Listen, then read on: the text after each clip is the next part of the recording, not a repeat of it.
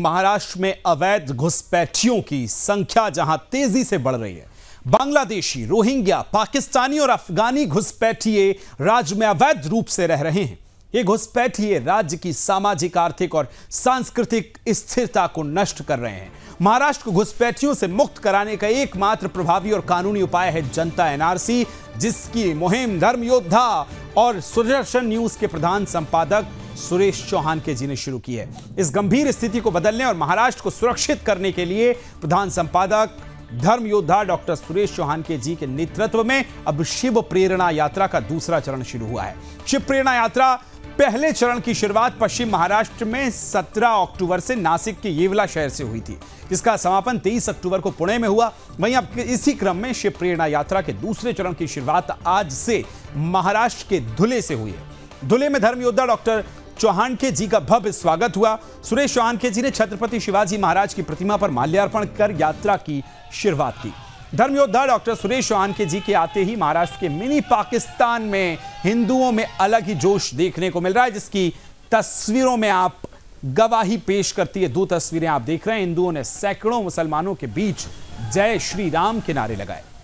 वहीं धर्म योद्धा डॉक्टर सुरेश चौहान के जी ने धूले के हिंदुओं को शपथ के साथ संकल्प दिलाया कि आने वाले चुनावों में हम वोट जिहाद।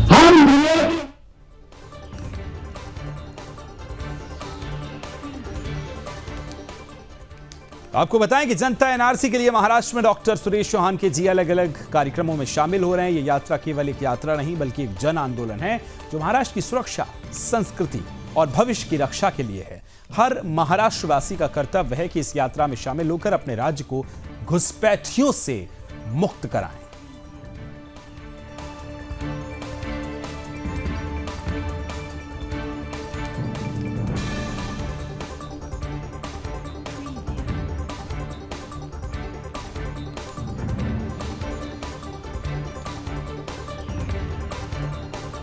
बड़ी संख्या में हिंदुओं ने धूले में हुंकार भरी है। धर्म योद्धा ने धूले में हिंदुओं को शपथ भी दिलाई, वोट जिहाद नहीं होने देंगे इसका संकल्प दिलाया। जय श्री राम के नारों से भी इस दौरान वहां नारे गूंजते दिखाई दिए हैं। लेकिन खबर एक बड़ी ये भी है कि धर्म योद्धा सुरेश चौहान के जी की जब यात्रा निकल रही थी, उसी दौरान बीच रास्ते में एम्बुलेंस आती दिखती है। उसके बाद धर्म योद्धा सुरेश चौहान के जी सबसे पहले अपनी यात्रा को विराम देते हैं, वहां यात्रा को रोकते हैं और सबसे पहले उन्होंने कहा कि एम्बुलेंस को निकलवाया जाए। पूरी टीम जो वहां लगी हुई है, उन्होंने सबसे पहले एम्बुलेंस को रास्ता दिया। उसके बाद धर्म योद्धा सुरेश चौहान के जी की यात्रा जो है वो आगे बढ़ी है। तो किसी तरह यातायात में कोई प्रभावित ना हो, यातायात बाधित ना हो, जो जरूरतमंदों की चीजें हैं, चाहे वो एम्बुलेंस हो, उसको जगह दी गई, पहले रास्ता दिया गया और उसके बाद शिव प्रेरणा यात्रा जो है आगे बढ़ी है।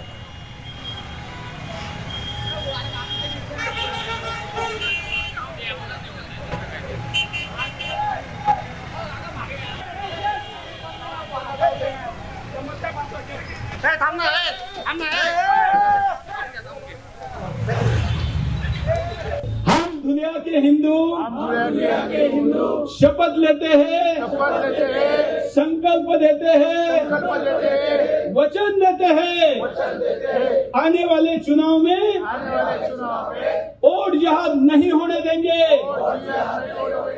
हम 100% मतदान करेंगे।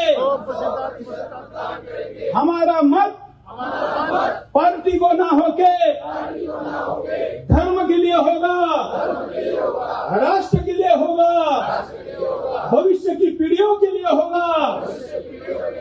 हमारा यह संकल्प सफल हो, इसके लिए हमारी कुल देवता, ग्राम देवता, हमारे गुरुजन, हमारे गौरवशाली पूर्वज हमको शक्ति दे, सामंत दे, जय दे, विजय दे। 3 वेळा जोरात म्हणे, विजय दे, विजय दे, विजय दे। भारत माता की जय श्री राम, जय श्री राम। धन्यवाद।